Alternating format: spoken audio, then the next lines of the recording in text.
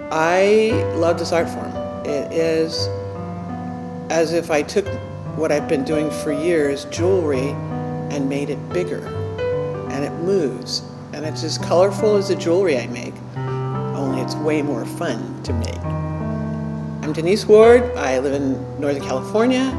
I am a jewelry designer. I've been designing jewelry for 30 years and recently picked up Kinetic sculpture as another art form to work in.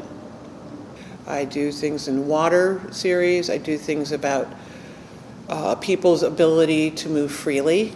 I do things that are ginkgo leaves, and there's a lot of freeform stuff. At this point, I'm working on a series called Mid-Century Modern, and a whole series in black.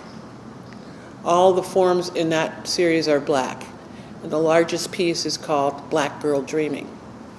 I've always worked in metal, and the metals I use are zinc, copper, and brass as the paddles.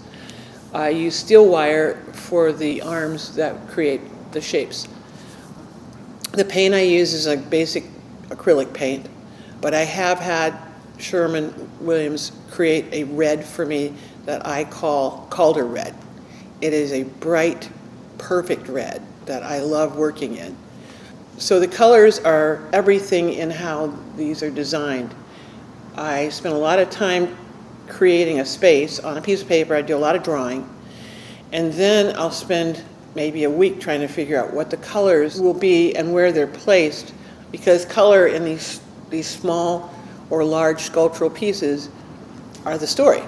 You know, how they move and where they're located, whether they're a single piece that's all black with one red piece, or like in Act 3, it's as if you're watching a play.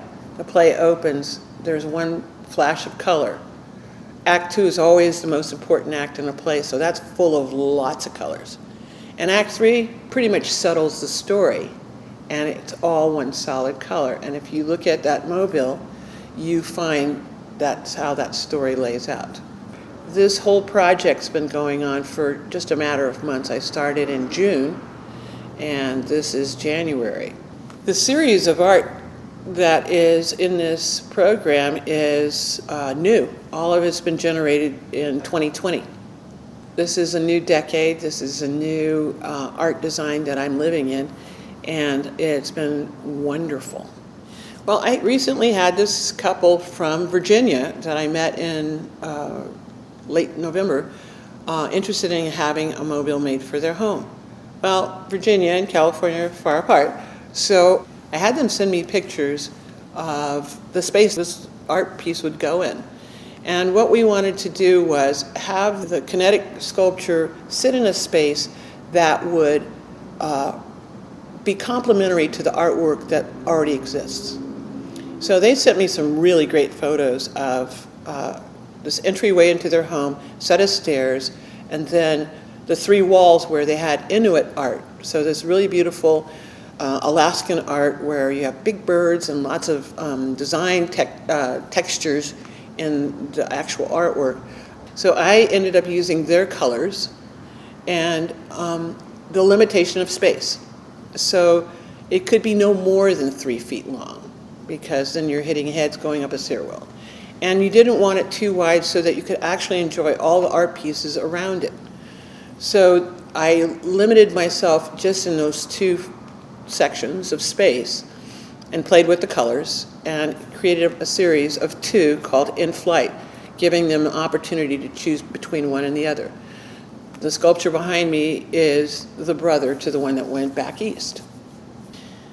I like working with a client who can give me some parameters, length, space, and color. My creativity comes in creating that environment that those things live in. So that's how I work, and it's been great. So who inspires me is, I have 4 grandparents, okay?